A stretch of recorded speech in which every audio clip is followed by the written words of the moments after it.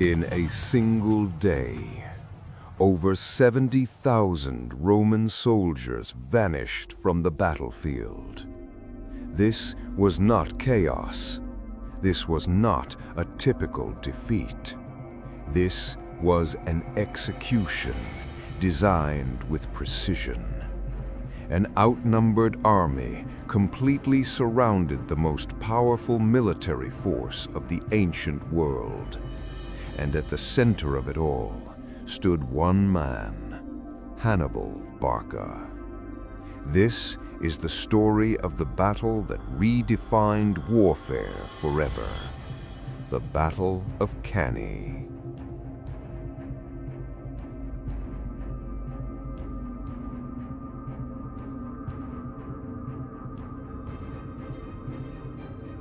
The sun rises over a silent field, but this silence will not last. It is the year 216 BC. The place is southern Italy, near a quiet river called Aufidus. Here, one of the deadliest days in history will begin. Rome is strong. Rome believes it cannot fall. Its armies are large. Its power spreads across lands and seas. No enemy has ever broken it in open battle. But there was one enemy that refused to fall: Carthage. And leading its army was a commander unlike any Rome had faced before. Hannibal did not seek victory through brute force. He sought something far more dangerous: total control of the battlefield. After crossing the Alps, an achievement many believed impossible, he had already defeated Roman forces multiple times. But Rome still had resources and endless manpower. So Hannibal made a bold decision: to destroy a Roman army in a single decisive blow.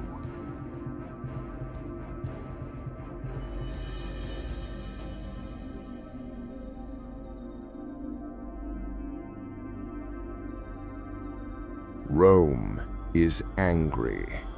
Rome wants to crush him. So it gathers a massive army, more than 80,000 men. Infantry packed tight, cavalry ready on the sides. This is one of the largest armies Rome has ever built. They believe numbers will win. They believe force will win. They believe Hannibal is trapped. But Hannibal sees something else.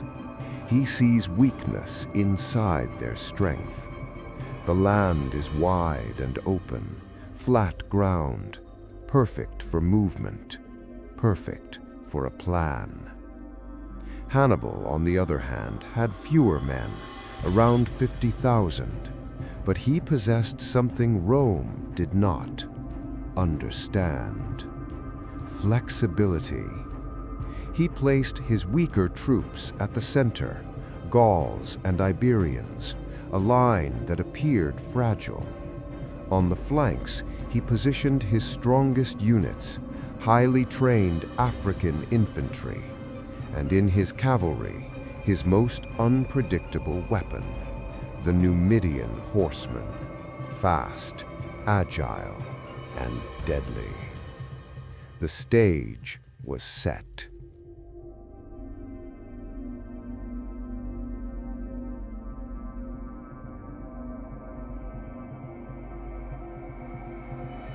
The morning air is thick. Dust rises as both armies form lines. The Romans stand deep and heavy in the center. They want to break through. They want to crush everything in front of them. The sound is loud. Metal hits metal. Men shout. Feet pound the earth. The Romans push forward, hard, relentless. They drive into Hannibal's center. The curved line begins to bend. slowly at first, then more. It looks like the center is breaking. It looks like Hannibal is losing. The Romans feel it. They believe the enemy is collapsing, so they push harder. They move deeper, step by step. They crowd into the space ahead. But this is not collapse. This is design. Hannibal's center is pulling back on purpose, like a door opening inward, like a trap closing slowly. The Roman army moves deeper into the curve. Their formation grows tight, too tight. They lose space. They lose freedom to move. Dust fills the air. Men cannot see clearly. Orders are harder to hear. Still, they push forward. They think they are winning. Then everything changes. On the sides, Hannibal gives the signal. His strongest infantry moves. They turn inward, left side, right side, closing in. At the same time, his cavalry strikes. Hannibal's horsemen defeat the Roman cavalry. They chase them away from the field. Then they turn back. Now the Romans are surrounded on three sides: front, left, right. They begin to feel it. Something is wrong. The pressure grows. The space shrinks. Men are packed so close they can barely lift their arms. Then the final move comes. Hannibal's cavalry returns behind the Roman army. They close the last opening. Now the trap is complete. The Romans are surrounded. All sides, no escape. This is not a normal battle anymore. This is a cage.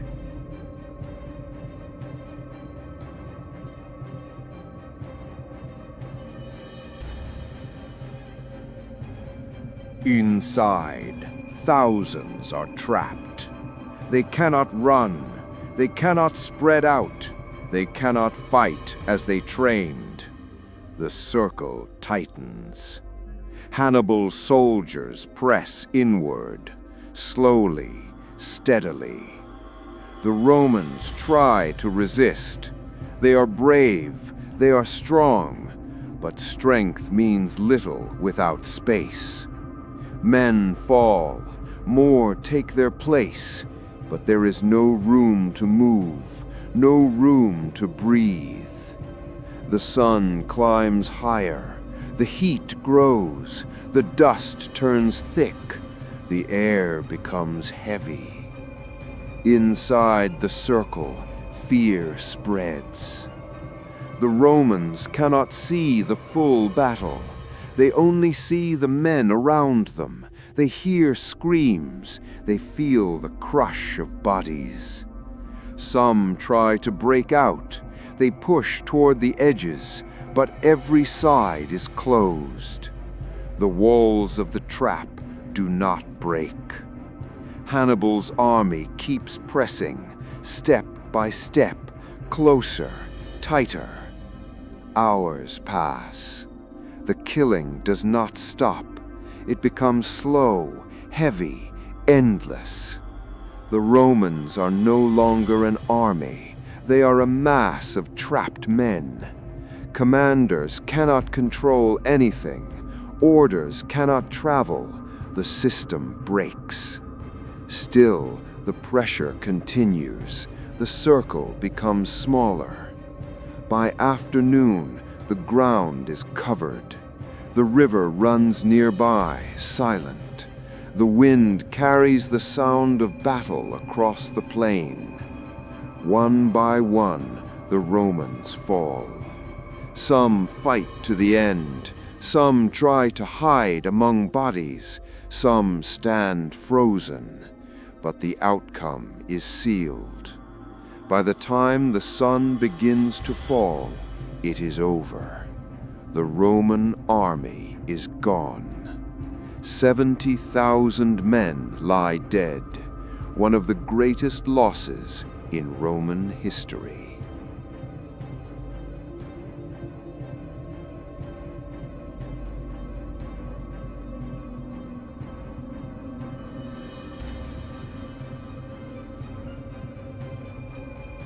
Hannibal stands on the field, outnumbered, far from home, but victorious. He did not win with size. He did not win with force.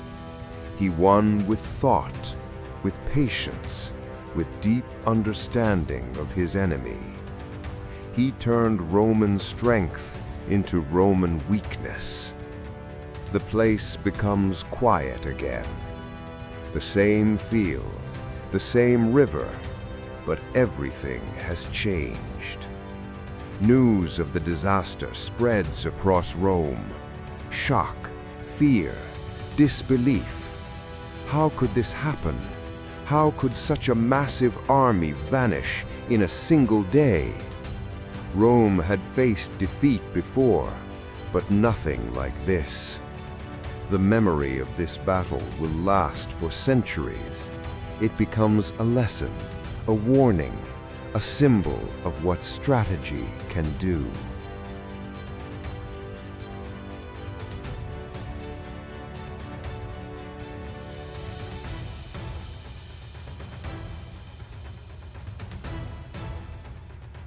Hannibal's plan becomes one of the greatest in history. A perfect trap. A battle where movement mattered more than numbers. Even today, it is studied, not just as a battle, but as a moment where human thinking changed the course of war. The Field of Cannae returns to silence. Grass grows again. The river flows as it always has. But beneath the soil, the story remains. A story of power, a story of pride, a story of a trap so perfect that tens of thousands could not escape. And as the sun sets over that quiet land, one truth remains. On that day, Rome did not just lose a battle. It was surrounded by its own certainty and crushed from every side.